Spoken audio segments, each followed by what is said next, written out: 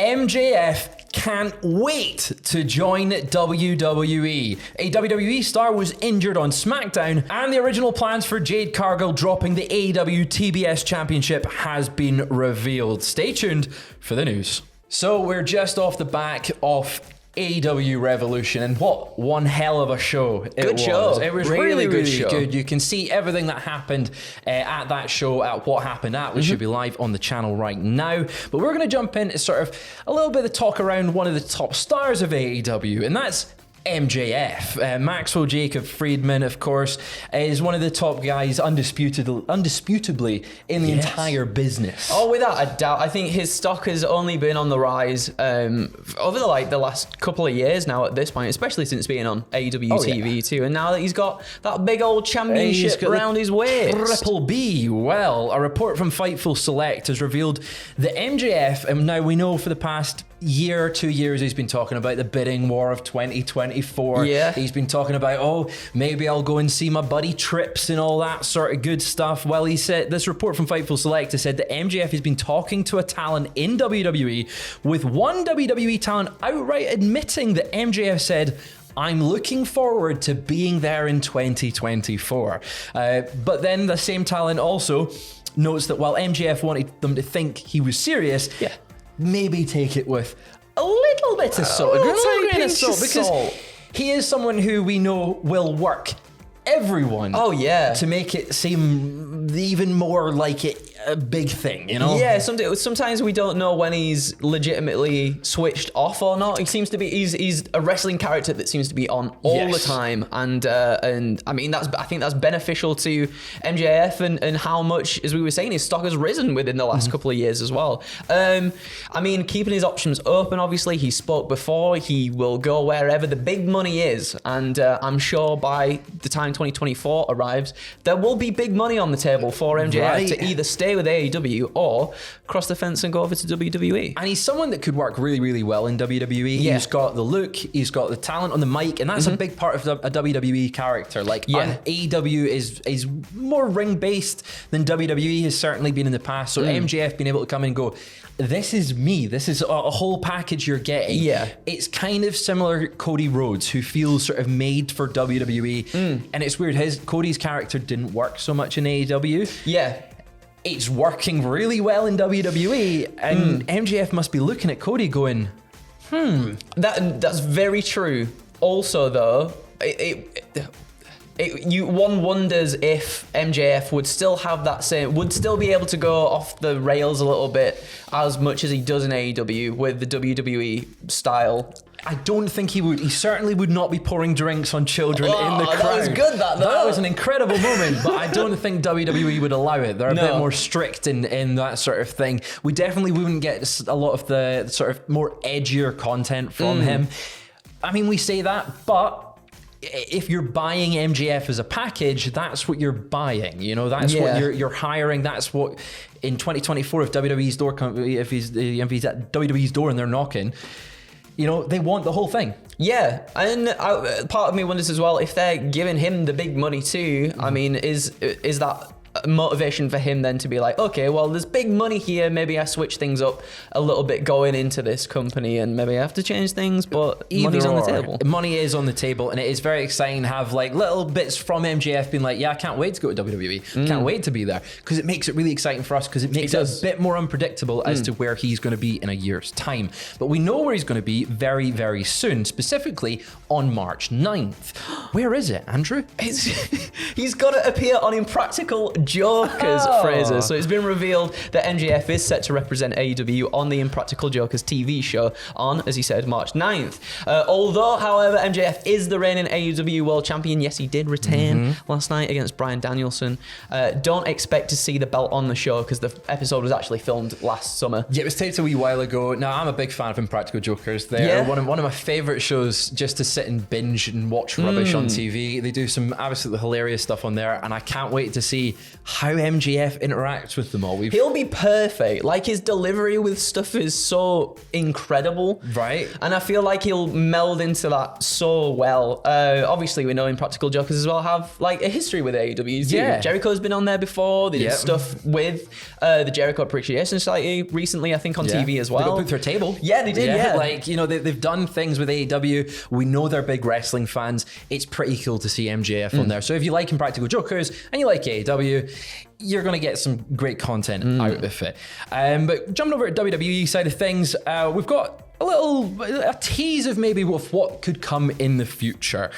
Speaking of Pete Rosenberg on Cheap Heat, Gunther responded to Rosenberg making a comment about perhaps Imperium being a bit more relaxed and lighthearted backstage by saying, "We did it before in different places, not on that big of a stage, obviously, and if it comes natural, it's definitely possible," alluding to a possible face turn. A lot of people can relate to us and can connect to us. I see it where we walk out anywhere, it's usually the blackout, the music hits, and people get excited and cheer for a second. But then the light goes on and everybody goes, "Ah." I think it's a great sign and shows that deep down they must respect and appreciate what we do in the ring.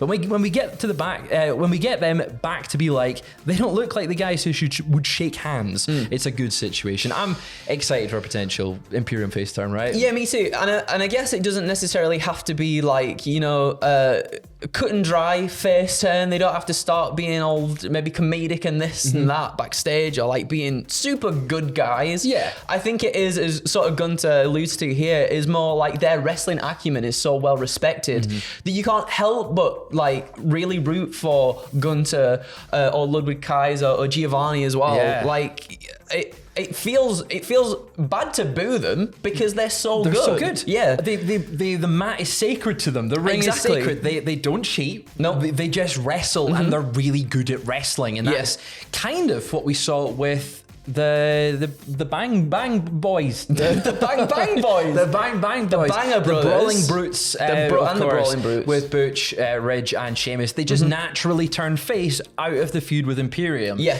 And I can definitely see in maybe a year's time when Gunther is up the card a bit more, getting those world title opportunities. World title picture. I think it'd be very hard for people to boo him. It's going to be difficult because at the same time, Gunther's like the final boss, right? And if you've got a final boss going up against someone who's not like sort of that stature or that size, then it's usually the bigger person that is the heel in that situation. So it will be strange to see if that does happen. Maybe if we do see Gunther in a world title picture, how that dynamic will play out. I think it'll be interesting to see, and I'm sure they'll be able to make it work at the same time though as well. I think they will. Gunther, he's such a great talent, and I can't wait to see what the future holds for him. But we know that in the immediate future for Gunther, he will be facing one of 5 people at WrestleMania, because on next week's SmackDown, as me and Sam reported and covered yesterday, it's going to be a fatal 5-way to determine his challenger at WrestleMania, and it's going to include Kofi Kingston, LA Knight, Karrion Kross, Sheamus and Drew McIntyre. But it seems like there's a little bit of an injury to one of the stars. What was reported by the Wrestling Observer, Andrew? So Dave Meltzer reported that Kofi Kingston has suffered from a leg injury. Currently, the details surrounding the injury are unconfirmed and unclear, and it isn't known if this will affect his ability to compete on next week's episode of SmackDown or at WrestleMania 39 itself, if he is indeed set to wrestle on the show. Now, Kingston on SmackDown was involved in a large brawl that involved all the people you mentioned there, and his fellow New Day stable mate as well, Xavier Woods. And I think some people were maybe thinking that it was like the flip over the rope from Drew McIntyre. He does a flip over the ropes and lands on Kingston, and people are saying maybe that's where the injury came from. Kingston also posted on Twitter, he's in a lovely looking vista somewhere, and then he turns the camera and his leg is like all bandaged up and stuff. Hopefully he recovers very fast. It'd be a shame if he has to miss this match next week.